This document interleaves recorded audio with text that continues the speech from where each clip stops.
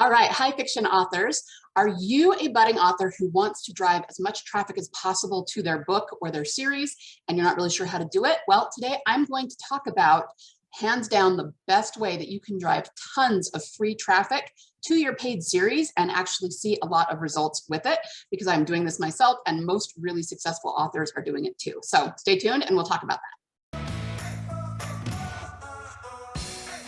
Okay, so the method I'm going to talk about today is what's called a lead magnet. And you may have heard this before, but hear me out, because there are different ways to use lead magnets to drive a lot of free traffic to your series, and not everyone is doing all of them, okay?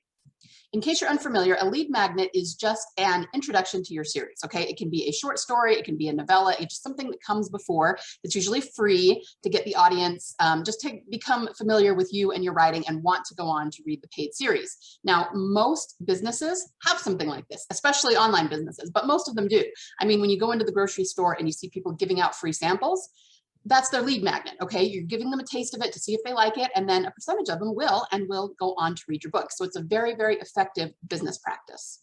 So how can authors leverage this for their business to drive free traffic to their paid books? The first way is to upload it to a particular kind of site that sort of specializes in free lead magnets. So you have BookFunnel, you have Story Origin, you have My Book Cave. Those are the three main ones that come to mind, but there are others as well that you can research. Basically, you upload your book to these sites so it is free and someone can download it for free in exchange for an email address. On these sites, there are different promos that you can enter, and readers who know about these promos come to the promos to look for new authors and new books, okay? So just putting it up on the site isn't going to get you a lot of traffic, but if you put it into these promos, which are free and are, hosted by the site, you can get tons and tons of free traffic to that lead magnet, and you'll have a lot of downloads.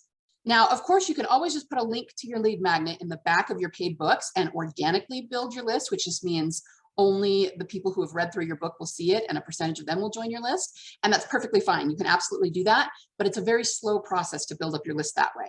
If you use these different sites and the promos, you can actually build your list to thousands of subscribers in only a few months. Now, there is a school of thought among authors that this might not be a good thing because you might be building a list of freebie seekers. There is some truth to that.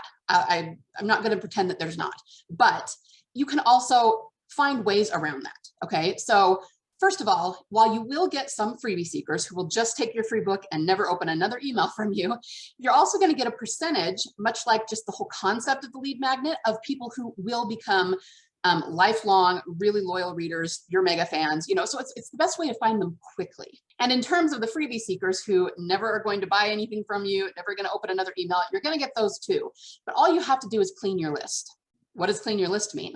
Cleaning your list just means going through every 3 months, 6 months, every year, however often you want to do it, and removing the people who have not opened an email from you in the last, 90 days, per se. You can do any time period you want. And the thing is, it's not that difficult to do. Most email responder services have a really easy way to do this. They can give you a list of the people who have not opened your emails or interacted with you in the last 90 days. Then all you do is send an email to those people, let them know that you're going to take them off the list unless they tell you otherwise. And then you take them off the list because, of course, you don't want to be paying for email addresses that aren't giving back to you in some way. It absolutely should be a give and take between you and your readers. You're providing them with free value, which is a book, first access to sales, whatever else you send out in your newsletters, but you need to make sure that you're getting something back from that. But think about it this way. If you're growing your list organically, it could take you a year to hit 1,000 subscribers. And yes, they will be very, very loyal because they chose, kind of out of the blue to join your email list, but it still takes a really long time. On the other hand, if you use something like BookFunnel, you can get thousands upon thousands of subscribers in only a few months.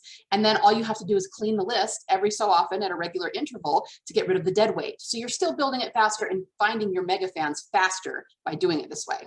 Okay, so that is the first way to use a lead magnet to build your audience. Okay, you're going to be building your email list, which is going to be your most important marketing asset, but you're getting your book in front of lots of people. And the thing is, it's really targeted traffic. Okay, when readers sign up for BookFunnel, which is free to them, they put down their reading preferences. So when you enter these different promos, you're getting tons of people who love to read your targeted genre. Okay, you can't get better traffic than that looking at your book. Okay, so it's a good thing. It's a win-win for all parties. I also realized that I've been talking about this traffic as free, and for the most part it is. However, there is a small fee for authors to be on BookFunnel or Story Origin. You'll have to check the prices because they change, but it's really not expensive. We're talking like probably 20 bucks a month in order to get thousands upon thousands upon thousands of eyes on your books and build your email list quickly. I mean, you really can't beat that, but I just want to make sure you know that it does cost a small fee for authors to put their books up there. We're going to talk about one other way to use lead magnets to drive free traffic to your paid books. But before we do, if you are getting value out of this, do me a favor and like the video, subscribe, and hit that bell so you don't miss any of my future videos. Okay, so the second way that you can use a lead magnet, and this way is truly free, unlike lead magnet services, which do have a small fee to join, and that is simply to put your lead magnet up on all platforms for free. But I thought free didn't work anymore. You know, a lot of people say that, but it's just not true. Okay, it doesn't work in the same way that it did 10 years ago when Amazon was brand new and you could put a free book up and get thousands upon thousands of downloads. Okay, it doesn't really work that way anymore, but it does still work. Authors who are wide, meaning they have their books on all platforms instead of being exclusive to Amazon, rely very heavily on free books to get people into their series. And this is something I can attest to. I have a crime fiction series that sells very, very well. And I have a free lead magnet. It's a novella that leads in to that series. I only wrote this novella about 2 years ago, and the series itself, it's a 6-book series, and that series is actually finished. Ever since I put that lead magnet up on all platforms and it is free, I don't even have to do anything else to sell that series. Yes, I do run ads to it, but I'm telling you, the lead magnet is way more effective than the ads are at getting people into that series. Well, how do you know that it's the lead magnet instead of the ad? I'm so glad you asked. When you start doing Amazon ads, there's something that you kind of need to do once you get going with it, which is figuring out your maximum bid amount. Okay, I'm not going to go into the details and the math of what all this means, but basically you need to figure out how much you can bid per click and still be profitable in your series. Okay, so depending on how long your series is, how well it sells, how much of the series readers tend to go to, if they drop off at book 2 versus book 6, all of that has to be kind of factored in. And you have to figure out whether you can bid 10 cents a click and be profitable, 20 cents, 50 cents, it's going to be different for everybody. And what I can tell you is that in this crime fiction series, when I go through and try to calculate my maximum bid, it's like $2.50. I promise you that is not because my ads are just so awesome or my series is just so awesome that people are buying it so much. Okay, it's not even possible for my ads to be working so well that I can bid $2.50. Okay, the reason that it comes out that way is because I get so much free traffic from that lead magnet that it feels like it's only taking 5 cents to sell a book or whatever it is. It's not 5 cents. I just haven't done the math. Okay, so I can tell that I'm getting a lot of traffic from that lead magnet so that I don't really need the ads to sell it. Yeah, they help, and I keep them going in order to sort of prime the algorithm, but most of the traffic to that series, most of the sales are coming from that free lead magnet.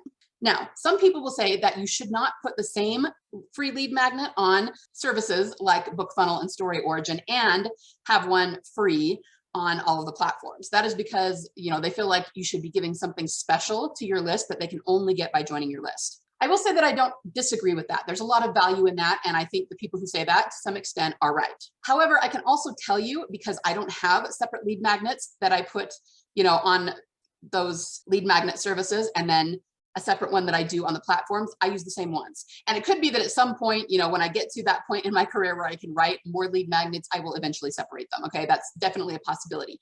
But right now, I'm not doing that. And I still see a whole lot of success. People on, BookFunnel still join my list, and people who find those books free on the platforms will get them for free there and then read through the series. Okay, so I'm seeing success on both ends.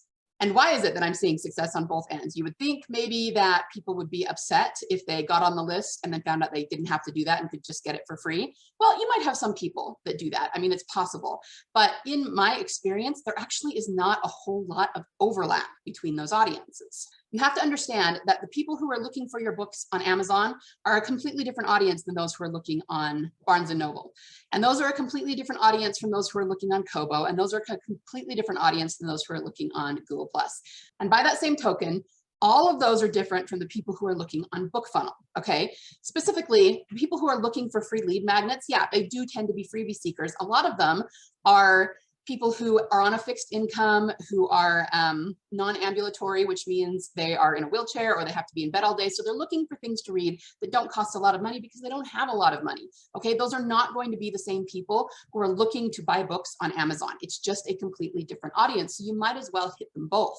Which of course brings us back to the freebie seekers discussion. Even if you end up with a lot of people on your list from BookFunnel who probably aren't going to buy from you, I still would not discount them, okay? If they are opening your emails, if they are engaging with your newsletters, these are people who will help you spread the word about your book, okay? They can do reviews for you. They can post on social media for you. They can be your beta readers to help you, get last minute proofreading done. They will quote unquote, pay to be on your list in other ways. Okay, so it's only the people who are not engaging, not opening your emails, never going to engage with you ever again. Those are the ones you want to get rid of, by cleaning your list. But just keep that in mind, okay? I actually hate calling anybody on my list a freebie seeker because it's so negative, and I really value everything that they do for me, even if they're not actually spending money to buy books. Now, if you are someone who would like help with writing your lead magnet and writing every story that you write for the rest of your life, okay, with implementing writing craft concepts, then check out my academy. There is a link in the description below. It's very, very affordable for new budding authors, and it will teach you a lot of principles that you will use throughout your career. So the next question, of course, is what makes a great lead magnet? What do you actually put in there to make sure that it's going to be successful and that the people who do download your free lead magnet will go on to read your series? Well, I'm going to be talking about that in my next video. I'll see you there.